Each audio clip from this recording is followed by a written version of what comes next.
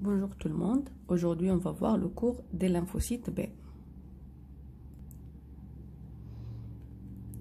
Les lymphocytes B représentent 10 à 15% des lymphocytes circulants, bien sûr le reste c'est des lymphocytes T.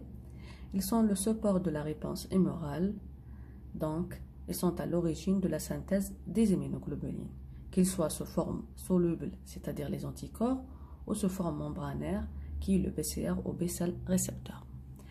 Cette immunité est transférable par le sérum.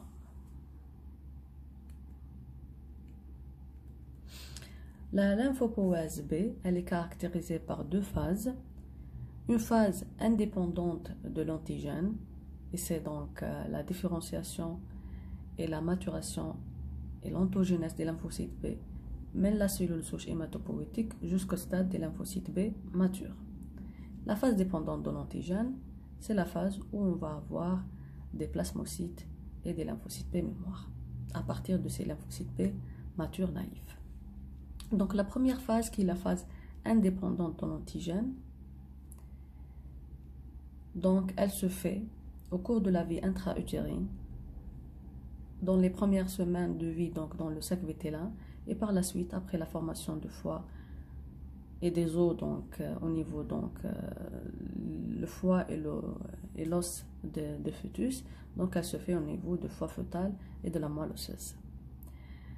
Parmi les mécanismes moléculaires impliqués, c'est le réarrangement des gènes qui codent pour les immunoglobulines. Concernant la phase dépendante de l'antigène, le lieu donc, où se fait cette phase, c'est au niveau des organes lymphoïdes secondaires. Et parmi les mécanismes moléculaires impliqués, c'est les permutations somatiques qui touchent la partie variable des immunoglobulines et le switch ou la commutation de classe, et qui est le changement de classe, les IgM vers une autre classe d'immunoglobulines. On va voir ça par la suite. Donc ça, c'est un schéma qui montre les deux phases. La phase indépendante de l'antigène, où à partir donc de la cellule souche hématopoïétique, on va avoir le précurseur lymphoïde, le précurseur des lymphocytes B, on va passer le lymphocyte B immature, tout ça, même la cellule souche hématopoïétique, précurseur de lymphocyte B, le lymphocyte B immature, tout ça c'est dans la moelle osseuse. Ce lymphocyte B immature, il va quitter la rate, il va quitter la moelle pour rejoindre la rate, où il va terminer son différenciation pour devenir un lymphocyte B mature naïf. La phase dépendante de l'antigène se fait au niveau des organes lymphoïdes secondaires, bien sûr au niveau de la région, donc des régions B dépendantes, donc le follicule secondaire et le centre germinatif. C'est à ce lieu où on va donc avoir des plasmocytes qui sécrètent des immunoglobulines et des lymphocytes B mémoire.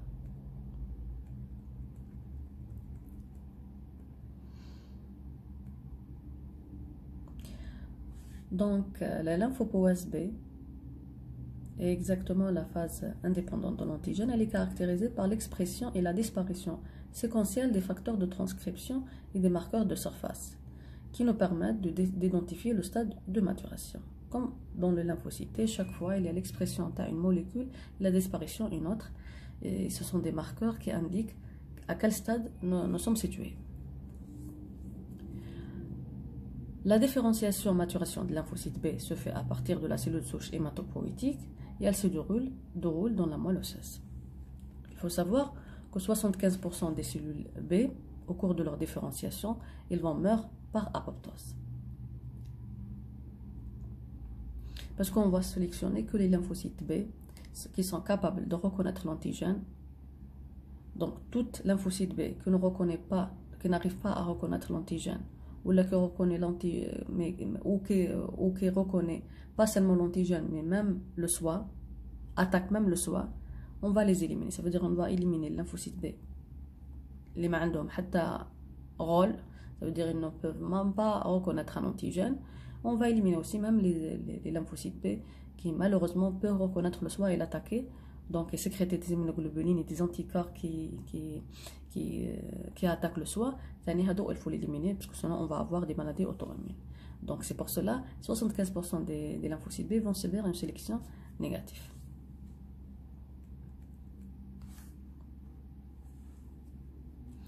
Les interactions entre les cellules B ou les lymphocytes B et les cellules stromales au niveau de la moelle osseuse assurent une forme de sélection positive qui permettent à une minorité de lymphocytes B ayant subi un réarrangement productif des gènes d'immunoglobulines de poursuivre leur maturation. Au début, c'est une sélection positive, c'est-à-dire on va garder que les lymphocytes B, ou là, c'est des pro-B, donc on n'a pas encore arrivé aux des vrais lymphocytes B matures. On va sélectionner les précurseurs des lymphocytes B qui sont capables de reconnaître un antigène. Un BCR qui peut reconnaître un antigène. Donc on va les sélectionner positivement. Les autres, on va donc l'éradiquer. Les lymphocytes B autoréactifs, ça veut dire un BCR qui peut agir, mais malheureusement il peut agir contre le soi. Ils vont subir la sélection négative et meurent par apoptose dans la moelle osseuse. Donc comme vous voyez, comme les lymphocytes T que les lymphocytes B, les deux ils vont passer par une sélection positive et une sélection négative. La première sélection, est-ce que le récepteur spécifique de l'antigène, est-ce qu'il est fonctionnel ou là. Ils peuvent reconnaître, ils ont un récepteur qui peut agir, qui est le T, qui est le B. Donc on va les sélectionner positivement. Un récepteur qui peuvent reconnaître un antigène. En bas, ils vont tester avec le récepteur, est-ce qu'il peut différencier le soi ou le non-soi. On va garder que les récepteurs que peuvent différencier, que les cellules qui peuvent différencier. Les cellules qui ne peuvent pas différencier le soi ou le non-soi, donc il y a un risque majeur d'attaquer le soi, elles vont subir une sélection négative. J'espère que l'idée est transmise. Le progéniteur lymphoïde B, qui dérive de la cellule souche hématopoïétique, il va passer par différents stades de maturation. Le premier stade, donc, la cellule souche hématopoïétique, précurseur de lymphocyte B, on va entamer la première stade de maturation, ou le stade pro-B. À ce stade, qui est le stade pro-B, les gènes qui codent pour les immunoglobulines ne sont pas encore réarrangés, c'est-à-dire ils sont toujours en configuration germinale. À ce stade, ils vont apparaître des marqueurs spécifiques des lymphocytes B, qui sont le CD19 et le CD79A et 79B, qu'on appelle aussi l'IG-alpha et l'IG-bêta. Cet IG-alpha et IG-bêta constituent le module de transduction des signaux de BCR. C'est comme le CD3 pour le TCR. L'IG-alpha et l'IG-bêta, c'est le module de transduction signal pour le BCR.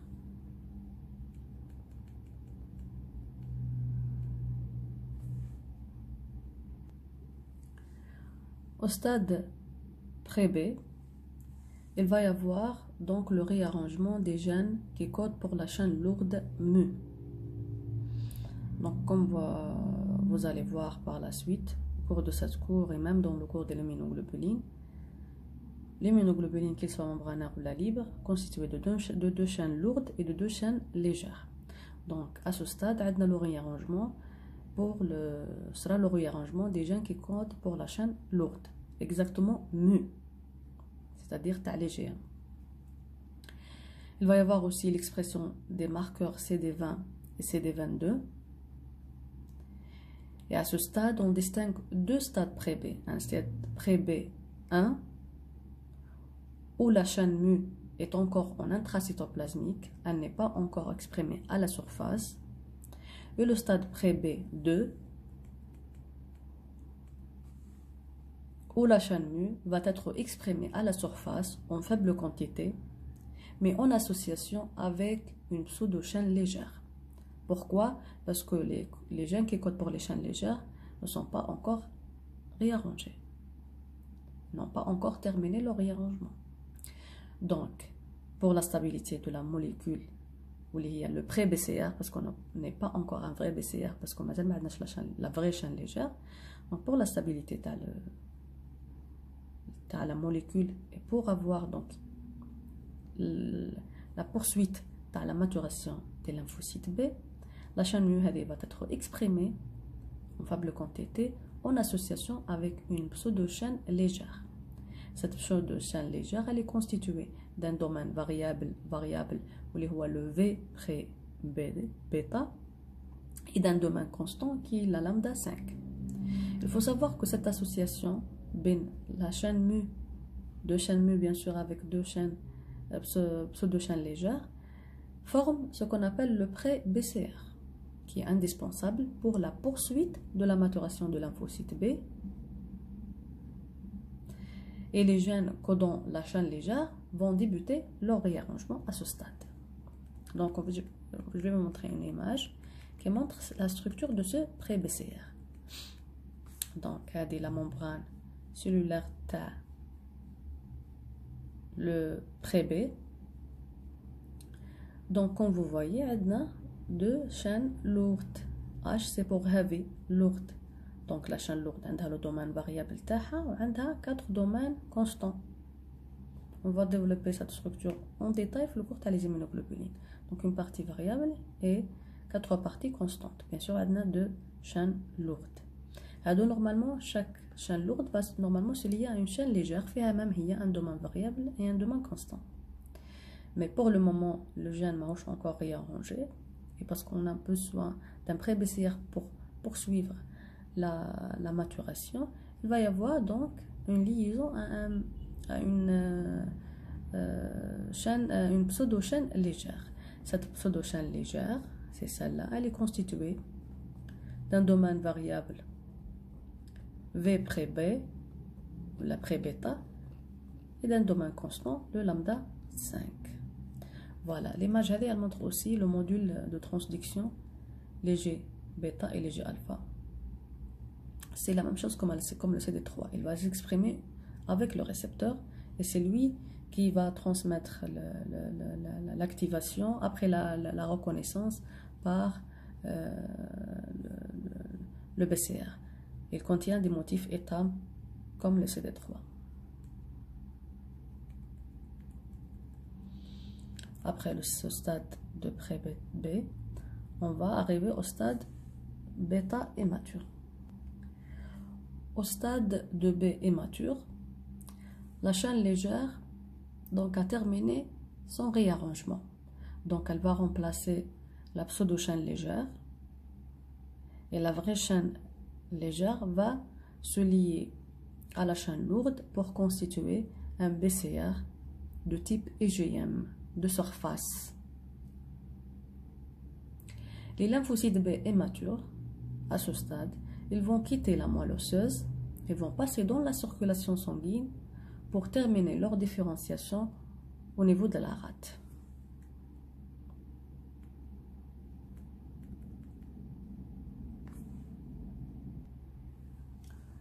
Le stade de lymphocyte B immature donc, se fait dans la rate où les lymphocytes B immatures vont acquérir et exprimer l'IgD de surface pour devenir matures.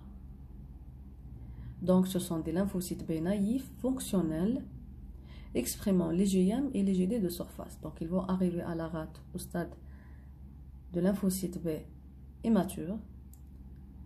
Ils vont exprimer un deuxième BCR de nature IgD pour devenir des lymphocytes B matures avec un BCR de type IgM IgD. Mais il faut savoir, parce que chaque clone de lymphocyte B est spécifique pour un seul antigène. Donc il faut savoir que qu'il soit l'IgM membranaire que l'IgD membranaire, c'est que la chaîne lourde qui est différente. C'est la même région variable, c'est-à-dire il reconnaît le même antigène. On ne peut pas avoir deux BCR avec deux régions variables différentes, ça veut dire IgM avec une région reconnaît un antigène différent à le BCR type IgD. C'est pas possible, parce qu'un clone reconnaît un seul antigène. Donc, le BCR type IgM ou la IgD, la différence c'est que dans la chaîne lourde. Le mut بدل بالدلتا. Sinon, la partie variable ne se diffère pas. تبقى تعرف le même antigène. C'est une information très importante. Donc, les lymphocytes B matures vont coloniser par la suite les zones B dépendantes des organes lymphoïdes secondaires. Ils vont s'organiser en follicules primaires.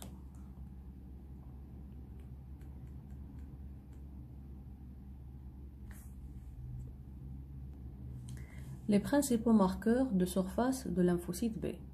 Bien sûr, le marqueur principal, le premier marqueur principal, c'est le B-cell récepteur ou le BCA. Donc, c'est l'élément fonctionnel majeur de la lignée B. Et bien sûr, c'est le marqueur le plus spécifique de la lignée.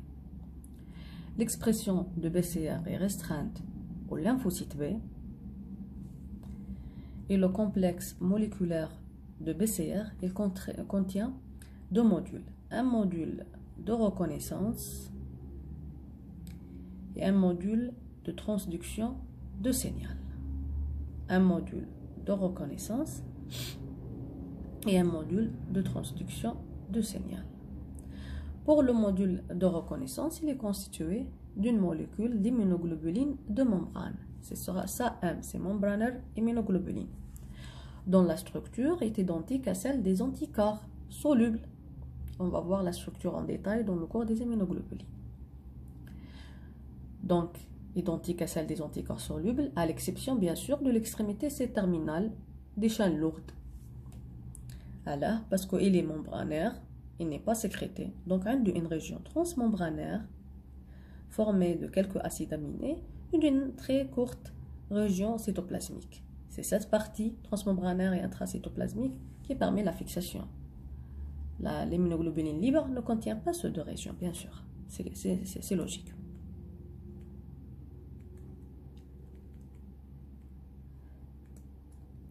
Le BCR des lymphocytes B matures comporte une IgM et une IgD membranaire. Il est de deux types, IgM membranaire et IgD membranaire. Le même clone de lymphocyte, qui possède la même chaîne légère et le même domaine variable. Donc la différence, c'est que dans la partie constante de la chaîne, mais c'est la même chaîne légère et la même partie variable de la partie constante. Je vais revenir à l'image. Je vais revenir le pré-BCR, mais mettez en tête qu'il y a un vrai BCR. Ou là, je vais expliquer. Juste pour vous montrer, sur le vrai BCR. On a une partie variable et des domaines variables. H c'est pour constant, heavy, lourde, la chaîne lourde. C c'est pour constant, H c'est pour heavy. Donc la partie constante, c'est la chaîne lourde. On a 4 domaines lourds. Les GM, donc le GD membranaire, هتبدل que cette partie en bleu.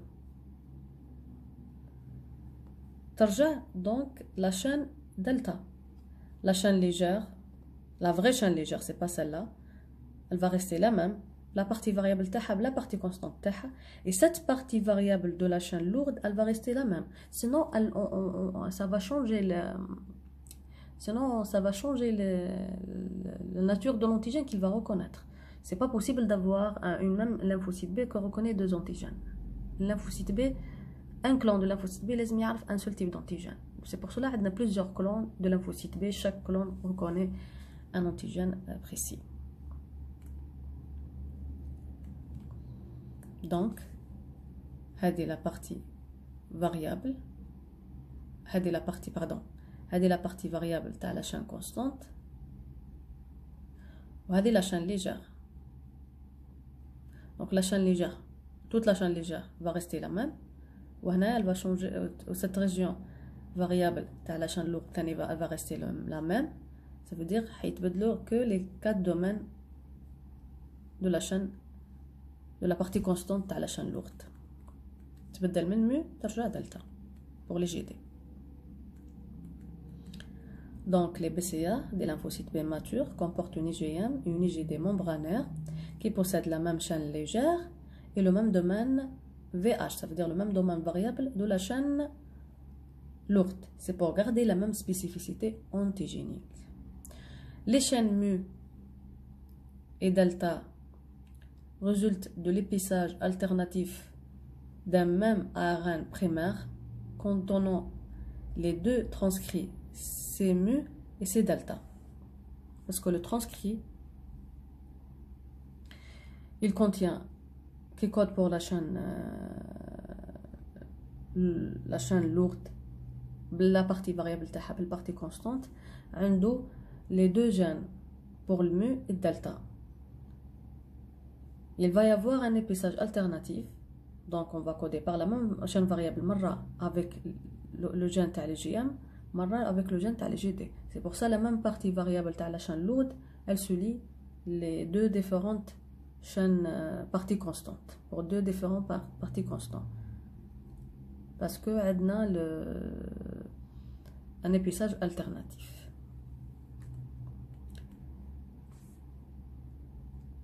Les EGM membranaires sont monomériques, يعني عندنا deux chaînes lourdes liées à deux chaînes légères, ماهيش pentamériques qui m'a les sécrétées. Et les BCR des lymphocytes B mémoire ne comportent pas les GD membranaires. C'est-à-dire une lymphocyte B mémoire va perdre l'expression de l'EGD. Elle va garder que les GM membranaires.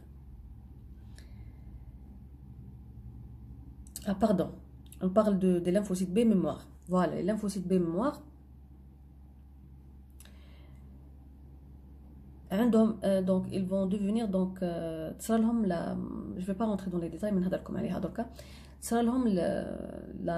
ce qu'on appelle la commutation isotopique et les permutations somatiques. Là, la commutation isotopique, c'est pour changer la classe parce que le premier plasmocyte au cours du premier contact est de type de nature IgM.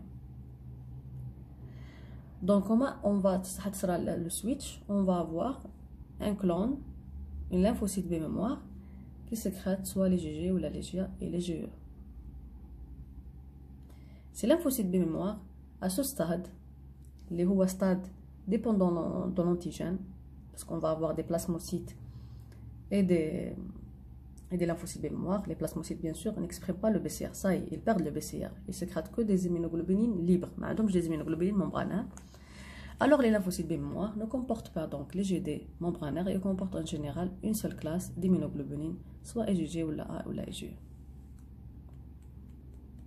Là, on parle de lymphocytes B mémoire, mais naïf. Après le module de reconnaissance, on a le module de transduction des signaux d'activation.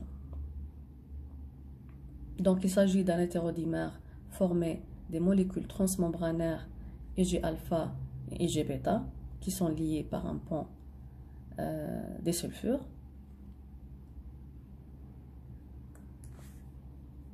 Voilà, on a le pont des sulfures.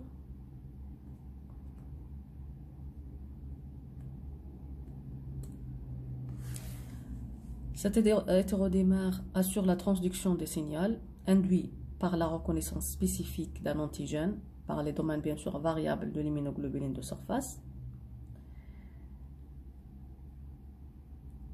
Il possède dans leur région cytoplasmique des motifs ETAM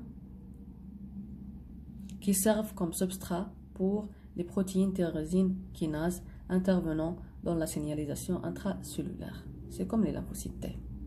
Ça sera une phosphorylation pour les motifs ETAM.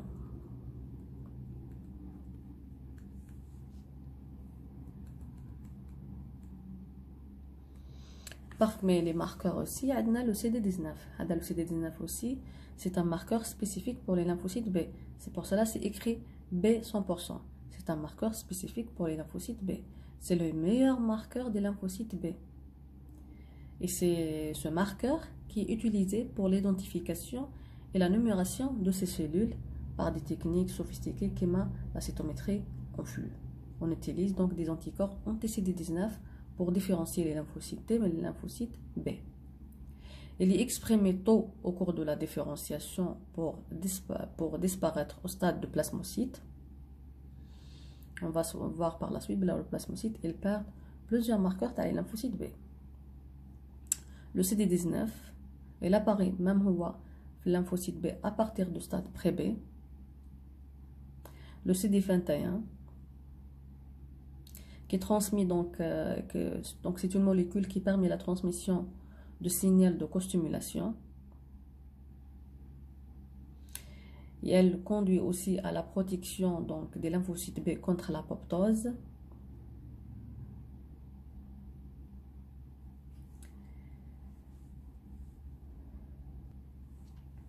Et elle entraîne aussi l'expression des molécules CD80, CD86 et CD23.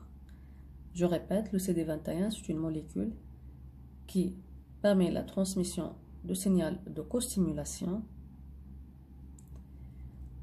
Elle conduit à la protection vis-à-vis de l'apoptose des lymphocytes B. Et elle permet l'hyperexpression des molécules, donc l'activation bien sûr de la molécule CD21. Elle permet donc l'hyperexpression des molécules CD80, 86 et CD23.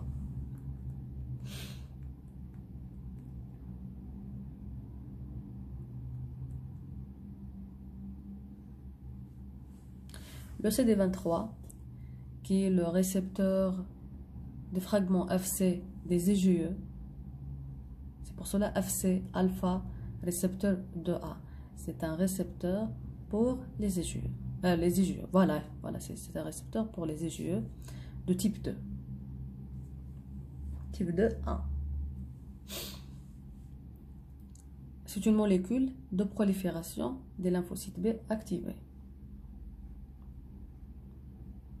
Donc c'est une molécule, une fois elle s'active, elle va permettre la prolifération des lymphocytes B activés. Je répète, c'est un récepteur pour le fragment FC des IgE. Le CD40, il intervient dans l'interaction lymphocyte T et lymphocyte B en se liant à son ligand ou le CD40 ligand qui se trouve sur les lymphocytes T. Et on a parlé de ça dans le cours de la lymphocyte B. Cette interaction est nécessaire pour la commutation isotypique ou le switch de classe, aboutissant donc à la synthèse des d'IgG, d'IgA et d'IgE, autres que les GM, les comptent la réponse primaire.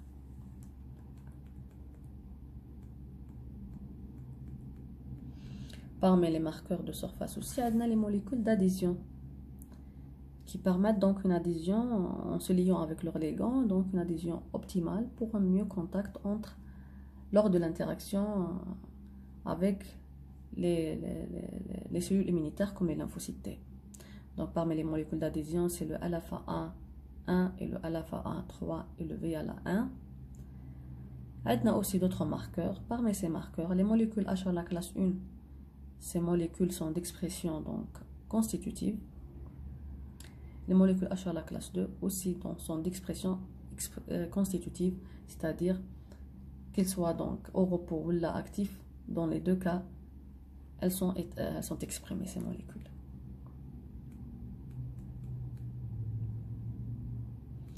L'activation des lymphocytes B. Donc, contrairement aux lymphocytes T, les lymphocytes B reconnaissent l'antigène natif sans présentation. On n'a pas besoin de CPA pour les lymphocytes B. La différenciation terminale des lymphocytes B conduit à la formation de plasmocytes qui sécrètent des anticorps et des lymphocytes B mémoire. Et c'est au cours de la phase dépendante de l'antigène.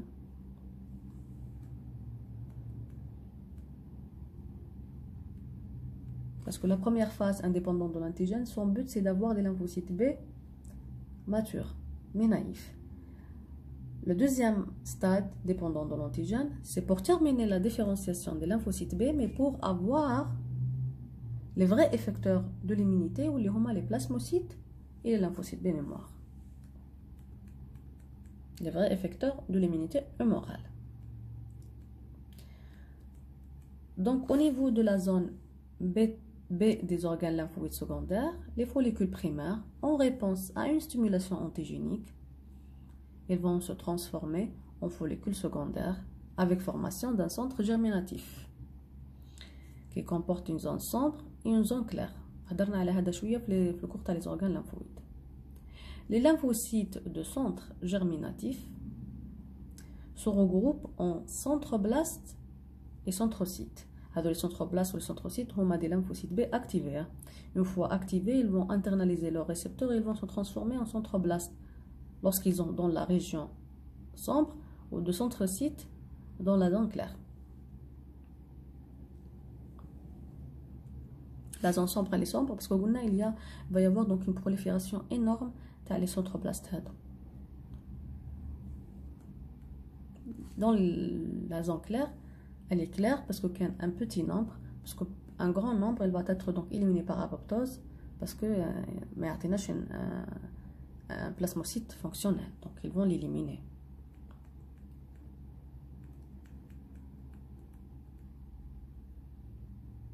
Le centre germinatif est entouré d'un manteau de lymphocytes composé essentiellement de lymphocytes B, IgM positif et IgD positif, c'est-à-dire on parle de l'IgM et l'IgD membranaires, c'est-à-dire des lymphocytes B au repos. On retrouve aussi des cellules dendritiques folliculaires, des lymphocytes T, CD4 et quelques macrophages. C'est la partie qui entoure le centre germinatif. Vous pouvez voir l'image flux courta, les organes lymphoïdes. Le centre germinatif est le siège de 3 phénomènes essentiels.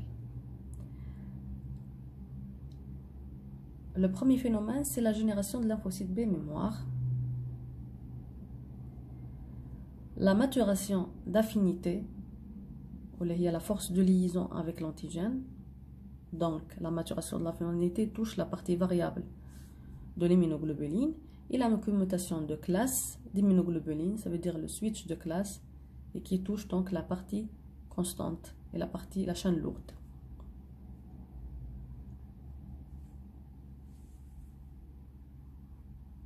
Donc la maturation d'affinité touche la partie variable, qu'il soit à la chaîne légère ou à la chaîne lourde. La commutation de classe, elle touche la partie constante de la chaîne lourde.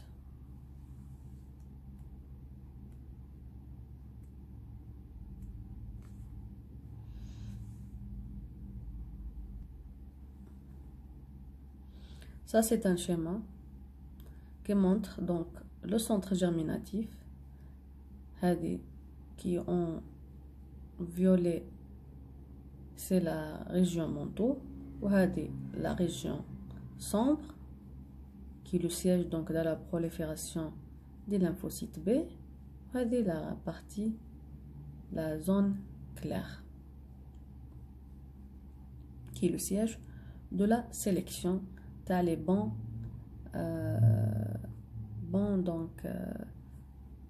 lymphocytes.